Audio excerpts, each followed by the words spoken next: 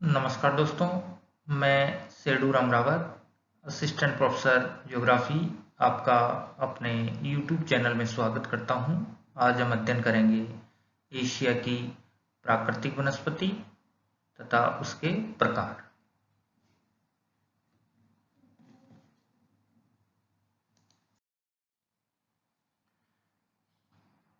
किसी भी क्षेत्र या प्रदेश की जलवायु तथा वहां का धरातल उस क्षेत्र या प्रदेश की वनस्पति के स्वरूप को निर्धारित करता है।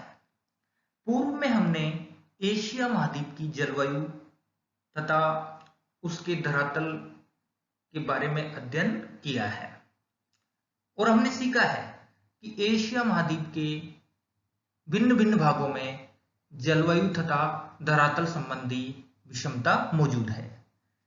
इसी जलवायु एवं धरातल संबंधी विषमता के कारण एशिया के भिन्न भिन्न क्षेत्रों में या भागों में प्राकृतिक वनस्पति तथा उसके स्वरूप में भिन्नता देखने को मिलती है। यह प्राकृतिक वनस्पति का तात्पर्य उस पादप समुदाय से है जो प्रकृति में, इस प्राकृतिक पर्यावरण में स्वतः विकसित होता है, अपने आप फलता फूलता है। उस पादप समुदाय में मुख्य रूप से वृक्ष, झाड़ियां और घासें सम्मिलित की जाती हैं। जैसा कि हम समझ चुके हैं कि प्राकृतिक वनस्पति में मुख्य रूप से वृक्षों के समूह यानी जंगल, झाड़ियां और घासें सम्मिलित की जाती हैं। एशिया में पाई जाने वाली प्राकृतिक वनस्पति को उसके स्वरूप, उसके वितरण तथा जलवायु के आधार पर मुख्य रूप से 8 प्रकारों में बांटा गया है। आपके सामने दिए गए ग्राफिक्स के माध्यम से आप समझ सकते हैं कि वो 8 प्रकार कौन कौन से हैं। एशिया में पाई जाने वाली प्राकृतिक वनस्पति के 8 प्रकारों में से पहला प्रकार है उष्णकटिबंधीय वर्षावन, दूसरा उष्णकटिबंधीय पतझड़ी वन, तीसरा शीतोष्णकटिबंधीय चौड़ी पत्ती वाले सदापर्णी वन, चौथा शीतोष्णकटिबंधीय चौड़ी पत्ती वाले पतझड़ी वन, पांचवा शीतोष्णकटिबंधीय शंकुधारी वन, छठवा घास के क्षेत्र, सातवा मरुस्थलीय वनस्पति और आठवां टुंड्रा वनस्पति। इस तरीके से एशिया में पाई जाने वाली प्राकृतिक वनस्पति को जलवायु, वितरण और प्राकृतिक वनस्पति के स्वरूप के आधार पर 8 प्रकारों में बांटा गया है। अब हम प्राकृतिक वनस्पति के प्रत्येक प्रकार को विस्तार पूर्वक समझेंगे। सबसे पहले चर्चा करेंगे उष्णकटिबंधीय वर्षावनों के बारे में। यहां हम वनस्पति के प्रत्येक प्रकार के बारे में मुख्य रूप से 3 बिंदुओं पर फोकस करेंगे। एक उस प्राकृतिक वनस्पति का विस्तार, दूसरा उसकी महत्वपूर्ण विशेषताएं और तीसरा मुख्य वृक्ष प्रजातियां। उष्णकटिबंधीय वर्षावन मुख्य रूप से भूमध्य रेखा के दोनों ओर 10 डिग्री अक्षांशों में पाए जाते हैं। यानी यूं कहें कि भूमध्य रेखा के 10 डिग्री उत्तरी अक्षांश तथा 10 डिग्री दक्षिणी अक्षांशों के बीच का जो क्षेत्र है, उस क्षेत्र पे उष्णकटिबंधीय वर्षावन पाए जाते हैं। इसीलिए इन वनों को भूमध्य रेखीय वन भी कहा जाता है, क्योंकि जाहिर सी बात है ये वन भूमध्य रेखा के आसपास वाले क्षेत्रों में पाए जाते हैं। जहां तक इन वनों के वितरण का एशिया के संबंध में बात करें तो एशिया में मुख्य रूप से इस तरीके के वन या इस प्रकार के वन श्रीलंका, मलेशिया, इंडोनेशिया व पापुआ न्यू गिनी में पाए जाते हैं। ये तो बात हुई इन वनों के वितरण की। इन वनों के जो मुख्य विशेषताएं होती हैं, उन विशेषताओं में एक तो ये है कि ये जो वन है उष्ण आर्द्र जलवायु में पाए जाते हैं। या यूं कहें कि जिन क्षेत्रों में ये वन पाए जाते हैं वहां की जलवायु उष्ण आर्द्र होती है। और जैसा हम समझ भी चुके हैं, क्योंकि ये वन भूमध्य रेखीय क्षेत्रों में पाए जाते हैं और भूमध्य रेखीय क्षेत्रों की जलवायु उष्ण आर्द्र होती है, क्योंकि साल भर तापमान अधिक होते हैं और वर्षा की मात्रा भी बहुत अधिक होती है। इन वनों के वृक्ष जो होते हैं अति सघन होते हैं और उनकी ऊंचाई 60 से 80 मीटर तक हो सकती है। ये वनों के जो वृक्ष हैं उनके ऊपरी वितान या ऊपरी शिखर आपस में गुथे हुए होते हैं या इतने सघन होते हैं कि सूर्य का प्रकाश जमीन तक नहीं पहुंच पाता है। इन वनों को हम बहुमंजिला वन भी कह दें तो कोई बड़ी बात नहीं होगी, क्योंकि इन वनों में बहुस्तरीय वृक्ष देखने को मिलते हैं। सबसे पहले बहुत अधिक ऊंचाई वाले वृक्ष जिनकी ऊंचाई 60 से 80 मीटर तक होती है, जिनके ऊपरी वितान आपस में सटे हुए हैं, गुथे हुए हैं, सूर्य का प्रकाश जमीन या धरातल पर नहीं पहुंच पाता। इन बड़े वृक्षों के ऊपर कई तरह की लताएं तथा महालताएं लिपटी रहती हैं। फिर इन बड़े वृक्षों के नीचे कुछ छोटे वृक्ष पाए जाते हैं।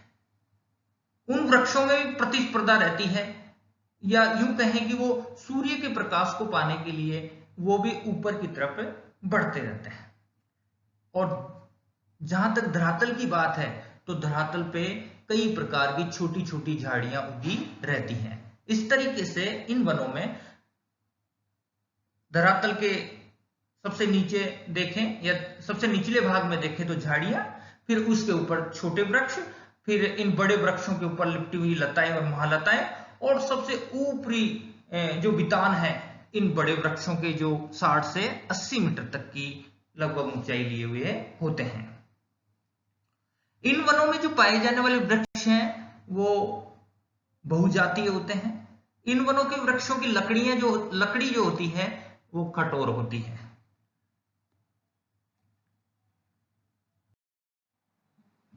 आप देख सकते हैं इस इमेज के माध्यम से, ये भूमध्य रेखीय वर्षा वनों का एक चित्र है। इसमें आप देख सकते हैं कि किस तरीके से ये इन वनों के जो वृक्ष हैं कितने बड़े बड़े और अधिक ऊंचाई लिए हुए हैं, और ये बड़े वृक्षों के ऊपर कई तरह की लताएं और महालताएं लिपटी रहती हैं, जबकि इनके निचले भाग में छोटे वृक्ष होते हैं और एकदम धरातल पे छोटी छोटी झाड़ियां उगी हुई होती है। इन वनों के मुख्य वृक्षों की बात करें जहां तक, तो इन वनों के जो मुख्य वृक्ष हैं उनमें रोजवुड, महोगनी, आबनूस, गट्टापार्चा, ताड़, एबोनी, चिकल, सिनकोना, ऐसे अनेक प्रजातियों के वृक्ष पाए जाते हैं। अब हम वनों के दूसरे प्रकार या प्राकृतिक वनस्पति का जो दूसरा प्रकार है उष्णकटिबंधीय पतझड़ी वनों के बारे में चर्चा करेंगे। सबसे पहले इनके वितरण के बारे में जानेंगे।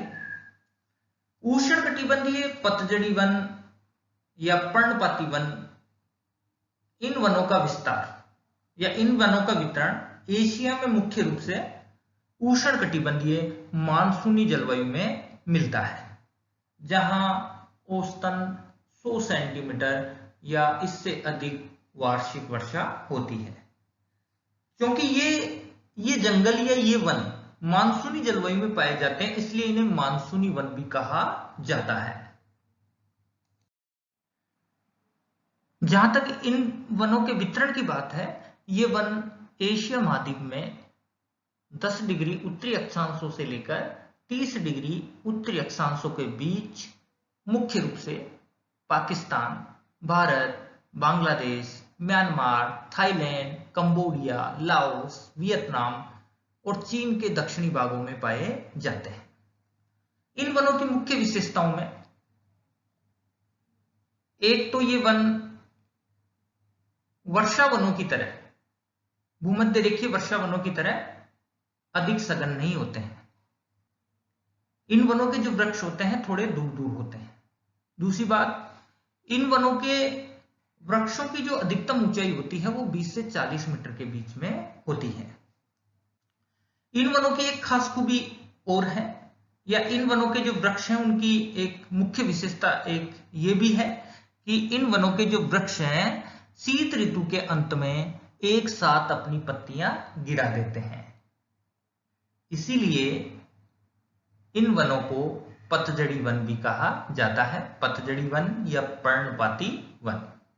इन वनों के मुख्य वृक्षों में या वृक्ष प्रजातियों में साल, सागवान, शीशम, चंदन, गूलर, बरगद, पीपल, आम, जामुन, आंवला, नीम आदि हैं। एशिया महाद्वीप में पाई जाने वाली प्राकृतिक वनस्पति में तीसरा प्रकार है शीतोष्ण कटिबंधीय चौड़ी पत्ती वाले सदापर्णी वन।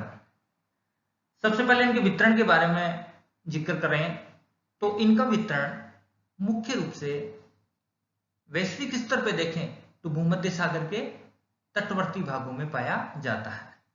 जहां तक एशिया की बात है तो एशिया महाद्वीप में भूमध्य सागर के तटवर्ती देशों में टर्की, लेबनान, सीरिया व इजराइल के समुद्र तटीय भागों में इस तरीके के वन पाए जाते हैं। इसीलिए इन वनों को भूमध्य सागरीय वन कहा जाता है, क्योंकि इन वनों का वितरण मुख्य रूप से भूमध्य सागर के तटवर्ती भागों में पाया जाता है। इन वनों की मुख्य विशेषताओं में इन वनों के जो वृक्ष होते हैं वो सदापर्णी होते हैं, यानी इन वनों के वृक्ष एक साथ अपनी पत्तियां नहीं गिराते बल्कि बारी बारी से गिराते हैं। इसलिए इन वनों के वृक्ष हमेशा हरे भरे दिखाई पड़ते हैं। भूमध्य सागरीय क्षेत्रों में ग्रीष्म ऋतु कठोर होती है या अधिक गर्म होती है, जिस कारण इन क्षेत्रों के जो वृक्ष हैं वो अपनी जड़ें गांठदार, इनकी जो छाल होती है, तने की छाल होती है, शाखाओं की छाल होती है वो मोटी होती है, पत्तियां चिकनी होती है, ताकि ग्रीष्म ऋतु में ये वृक्ष वाष्पीकरण से बच सकें। इन वनों की मुख्य वृक्ष प्रजातियों में पाइन, फर, सिडार, साइप्रस, जूनिफर, यूकलिप्टस, अंजीर, सैतूत, जैतून, ओक आदि प्रमुख हैं। एशिया में पाई जाने वाली प्राकृतिक वनस्पति का चौथा प्रकार है शीतोष्ण कटिबंधीय चौड़ी पत्ती वाले पतझड़ी वन। जहां तक इनके वितरण की बात है, एशिया महाद्वीप में इनका वितरण 40 से 60 डिग्री उत्तरी अक्षांशों के बीच पूर्वी एशिया के उत्तरी चीन, जापान व कोरिया आदि देशों में पाया जाता है। इन वनों की मुख्य विशेषताओं में इन वनों के जो वृक्ष हैं वो शुष्क ऋतु के आरंभ में, या यूं कहें कि सर्दियों की समाप्ति पर एक साथ अपनी पत्तियां गिरा देते हैं, जिस कारण इन्हें पतझड़ी वन कहा जाता है। क्योंकि ये शीतोष्ण कटिबंध में है और इनकी पत्तियां चौड़ी हैं, इसलिए इनका नाम शीतोष्ण कटिबंधीय चौड़ी पत्ती वाले पतझड़ी वन पड़ा है। इन वनों की लकड़ी कठोर होती है, ये इनकी खास विशेषताएं हैं। जहां तक इन वनों के वृक्षों की बात करें तो मुख्य वृक्ष प्रजातियों में ओक, बीच, चेस्टनट, बर्च, एश, एल्म, मैपिल, चेरी, तुम, पॉपुलर आदि मुख्य है। अब हम जिक्र करेंगे शीतोष्ण कटिबंधीय शंकुधारी वनों के बारे में। इन वनों का वितरण विश्व में 60 से 70 डिग्री उत्तरी अक्षांशों के बीच पाया जाता है। जहां तक एशिया महाद्वीप की बात है तो एशिया महाद्वीप में भी इन्हीं अक्षांशों के बीच मध्य साइबेरिया में एक विस्तृत भूभाग पर ये फैले हुए हैं। यानी मध्य साइबेरिया का एक बहुत बड़ा इलाका इन वनों से ढका हुआ है। इन वनों को टेगा वन भी कहा जाता है और कोणधारी वन के नाम से भी जाना जाता है। इन वनों की मुख्य विशेषताओं में हम देखें तो इन वनों के जो वृक्ष होते हैं वो सदापर्णी होते हैं। यानी इन वनों के वृक्ष एक साथ पत्तियां नहीं गिराते, बारी बारी से गिराते हैं, इसलिए हमेशा हरे भरे दिखते हैं। इन वनों के वृक्ष जो हैं उनकी पत्तियां नुकीली होती हैं, यहां तक कि पूरे वृक्ष का आकार ही एक शंकुनुमा होता है, छतरीनुमा होता है, ताकि इन वनों के वृक्षों पे कठोर शीत ऋतु में पड़ने वाली जो हिम है या बर्फ है उस हिम से बच सकें, या जो भयंकर बर्फबारी होती है सर्दियों में वो बर्फ या हिम इन पेड़ों पर जमे नहीं, टिके नहीं, बल्कि सीधी धरातल पर आके गिरे। इन वनों की अन्य जो खास खूबियां हैं उनमें एक खूबी ये भी है कि इन वनों के जो वृक्ष हैं मुख्य रूप से एक ही प्रजाति के होते हैं, यानी एक जैसे स्वभाव के ही होते हैं, और उनकी लकड़ी के जो उन वनों के वृक्षों की जो लकड़ी है उसके गुण भी एक जैसे होते हैं, और लकड़ी मुख्य रूप से मुलायम होती है, और इस मुलायम लकड़ी का उपयोग मुख्य रूप से कागज एवं लुगदी उद्योग, साथ में दिया सलाई उद्योग में इनका बड़े पैमाने पर उपयोग किया जाता है। तो हम समझ सकते हैं कि इन वनों के जो वृक्ष जो हैं या इनसे प्राप्त होने वाली लकड़ी का हमारे लिए कितना बड़ा महत्व है, ये हम भली भांति समझ सकते हैं। इन वनों में पाए जाने वाले वृक्षों की मुख्य प्रजातियों की जहां तक बात करें तो बर्च, स्प्रूस, पाइन, लार्च एवं फर, ये वो मुख्य वृक्ष हैं जो इन वनों में पाए जाते हैं। आपके सामने दिए गए चित्र के माध्यम से भी आप समझ सकते हैं कि शंकुधारी वनों में पाए जाने वाले वृक्षों का आकार, उनकी ऊंचाई कैसी होती है।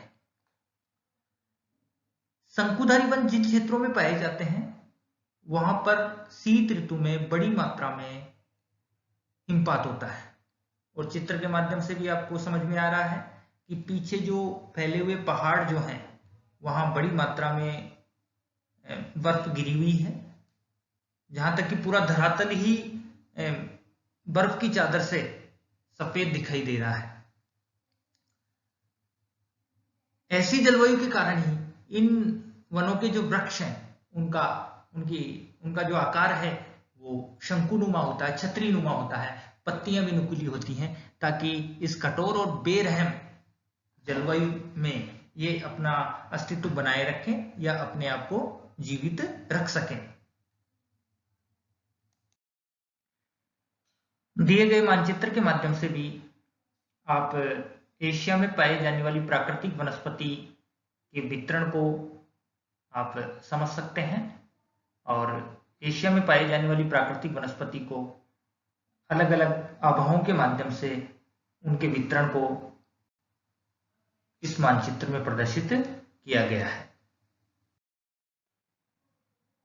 एशिया महाद्वीप में पाई जाने वाली प्राकृतिक वनस्पति का छठवां प्रकार है शीतोष्ण घास के क्षेत्र। शीतोष्ण घास के क्षेत्रों का विस्तार या वितरण एशिया महाद्वीप में 40 डिग्री उत्तरी अक्षांशों से लेकर 60 डिग्री उत्तरी अक्षांशों के बीच में पाया जाता है। इनका विस्तार मुख्य रूप से कैस्पियन सागर के उत्तरी भाग से लेकर बेकाल झील तक है। यदि हम राजनीतिक रूप से देखें तो मुख्य रूप से इन घास के क्षेत्रों का विस्तार कजाकिस्तान व किर्गिस्तान में पाया जाता है। क्योंकि ये घास के क्षेत्र या ये घास के स्थल शीतोष्ण कटिबंध में पाए जाते हैं, इसलिए इन्हें शीतोष्ण घास के क्षेत्रों के नाम से जाना जाता है। शीतोष्ण कटिबंधीय घास के क्षेत्र, इन घास के क्षेत्रों में जो घास पाई जाती है वो सामान्यतः छोटी होती है, मुलायम होती है, और यहां तक कि पशुहार की दृष्टि से बड़ी पौष्टिक होती है। और इन घास के क्षेत्रों में पशुचारण किया जाता है। इन घास के क्षेत्रों को एशिया महाद्वीप में स्टेपीज के नाम से जाना जाता है। ये स्टेपीज घास के क्षेत्र उत्तरी अमेरिका में शीतोष्ण कटिबंध में पाए जाने वाले घास के क्षेत्र प्रेरीज के समतुल्य हैं। एशिया महाद्वीप में पाई जाने वाली प्राकृतिक वनस्पति का 7वां प्रकार है मरुस्थलीय वनस्पति। एशिया महाद्वीप में मरुस्थलीय वनस्पति का विस्तार, जैसा कि नाम से स्पष्ट है, मरुस्थलीय वनस्पति, मरुस्थलों में पाए जाने वाली वनस्पति। ये वनस्पति एशिया महाद्वीप में अरब के मरुस्थल, ईरान के मरुस्थली भाग, गोबी का मरुस्थल, भारत और पाकिस्तान के बीच फैला थार का मरुस्थल और तुर्कमेनिस्तान के मरुस्थली भागों में पाई जाती है। मरुस्थलीय वनस्पति की विशेषताओं में एक विशेषता यह है कि यह वनस्पति मरुद्भिद होती है, यानी इस तरीके की वनस्पति शुष्क दशाओं में पाई जाती है और शुष्क दशाएं मरुस्थलों में होती हैं। इन प्रदेशों में पाई जाने वाली वनस्पति, या यूं कहें कि मरुस्थलीय वनस्पति की जड़ें मोटी, लंबी तथा अधिक गहराई तक जाती हैं। ऐसा इसलिए होता है क्योंकि ये जड़ें अधिक गहराई में जाकर के वहां मौजूद नमी को प्राप्त करती हैं, जिससे वृक्ष जीवित रहता है। क्योंकि शुष्क दशाओं में वर्षा की मात्रा बेहद कम होती है, इसीलिए इन क्षेत्रों में खासकर वृक्ष और झाड़ियों की जो जड़ें हैं अधिक लंबी और अधिक गहराई तक जाती हैं। इतना ही नहीं, वृक्ष और झाड़ियों के जो ऊपरी भाग हैं वहां पर इनके तने खुरदरे, पत्तियां छोटी और पत्तियों के पास कांटे भी लगे होते हैं। ये विशेषताएं वृक्ष और झाड़ियों को तेज गर्मी में वाष्पीकरण की दर को कम करती हैं, जिससे पौधा कम नमी या कम पानी के बावजूद भी अपने आप को जीवित रखता है। जहां तक मरुस्थलीय वनस्पति में जो वृक्ष प्रजातियां पाई जाती हैं उनकी बात करें तो इनमें मुख्य रूप से कीकर, बबूल, बेर, खेजड़ा, कैर, रोहिड़ा आदि मुख्य वृक्ष हैं।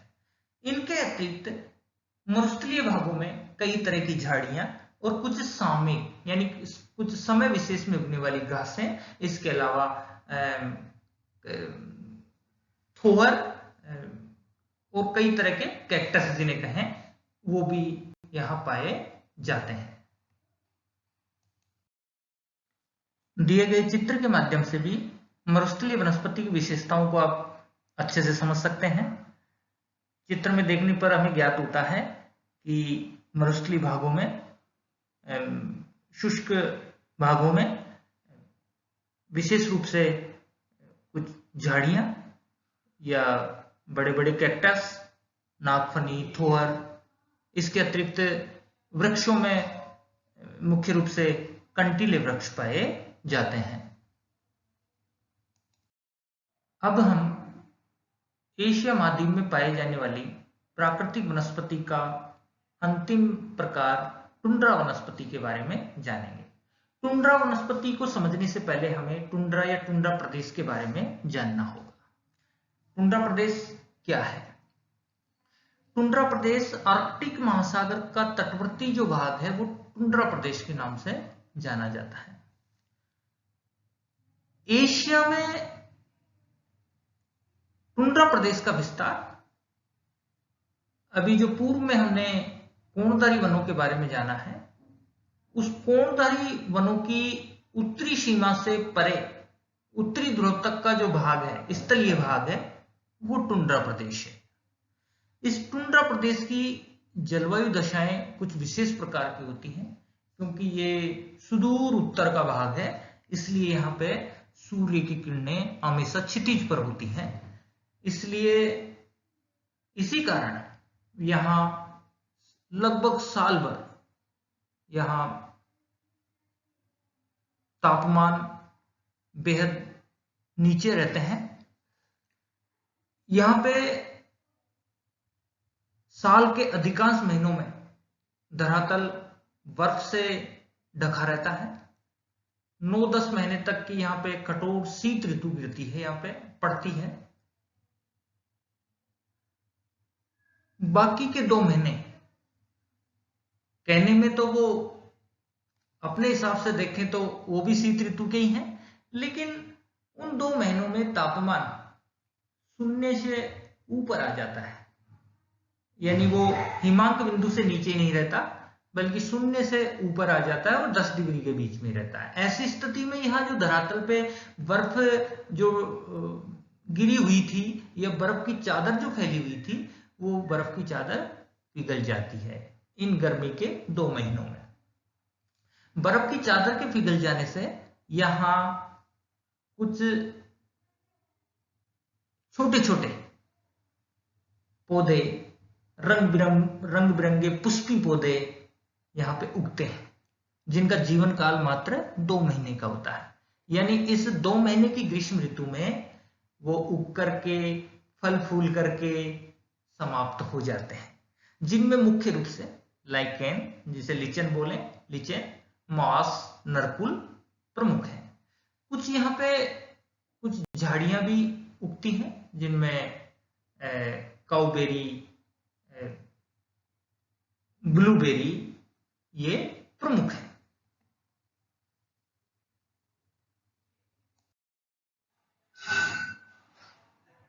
ये आपके सामने टुंड्रा प्रदेश की वनस्पति को दिखाता हुआ एक चित्र है। आप देख सकते हैं, गौर से देखने पर भी आप इस चित्र में आपको कहीं भी कोई बड़ा वृक्ष नजर नहीं आएगा, बल्कि जैसा अभी मैंने बताया, यहाँ 2 महीने की ग्रीष्म अवधि में कुछ छोटे छोटे पौधे, रंग बिरंगे पुष्पी पौधे, कुछ छोटी झाड़ियां जिनकी ऊंचाई कोई खास नहीं होती। आप देख सकते पूरा धरातल रंग बिरंगा नजर आ रहा है, कुदरत का बेहद शानदार नजारा यहाँ पे दिखाई पड़ रहा है इन 2 महीनों में।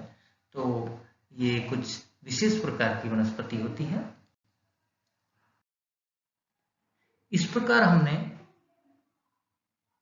एशिया की प्राकृतिक वनस्पति का हमने अध्ययन किया, एक महत्वपूर्ण टॉपिक को हमने समझा।